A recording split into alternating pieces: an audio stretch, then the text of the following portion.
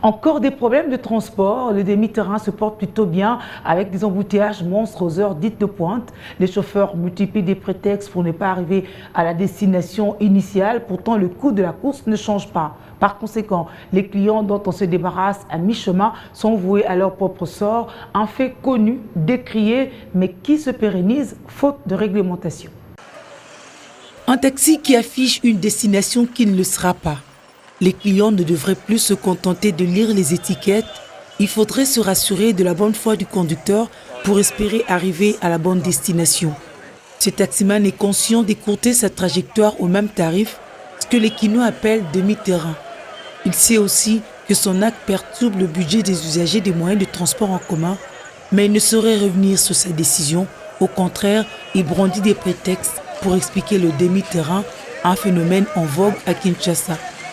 Le demi-terrain dépend aussi de l'état de route. Le tronçon DGC Pompage est en pleine réhabilitation. La route de Pompage est quasi inaccessible. On se limite au centre supérieur. Moi, ça m'arrange parce que le demi-terrain me permet de gagner beaucoup d'argent.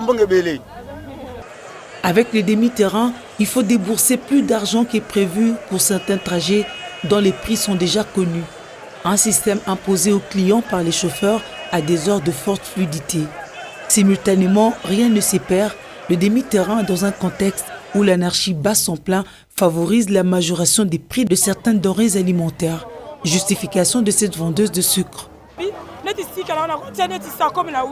Pour une mesure de sucre de 800 francs, je peux la majorer à 1000 francs ou plus pour compenser mon transport dépensé dans le demi-terrain. Les conducteurs rencontrés à travers la capitale évoquent plusieurs raisons à la base de cette pratique. Certains déplorent l'état des routes délabrées qui ne leur permettent pas d'arriver à destination. Des demi-terrains sont parfois circonstanciels. Comme en ce moment que l'OVD travaille sur la route Pompage, il n'y a pas moyen de passer avec le taxibus. Je dois forcément rebrousser chemin vers le demi-terrain. D'autres par contre encore ce jour mentionnent à défaut d'explications qui ne tiennent pas la route. Ils évoquent l'augmentation du prix du carburant. Nous sollicitons l'implication des autorités, surtout pour obtenir la baisse du prix du litre à la pompe. Cela nous permettra de mettre fin au demi-terrain. Le prix du carburant est toujours en hausse, des routes en mauvais état et les embouteillages partout. Des raisons qui ne tiennent pas debout pour les passagers.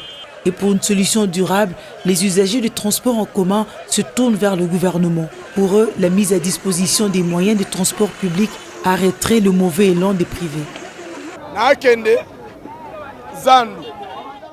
Je travaille vers le marché central. Depuis que je suis là, je n'ai pas vu même un seul bus de l'État. Je suis obligé d'emprunter un transport demi-terrain pour arriver à l'heure au lieu de travail. C'est l'État qui en paye le pot cassé.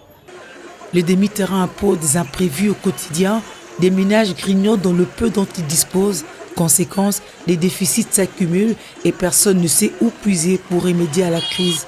Un problème de société qui s'impose à la liste non exhaustive déjà existante.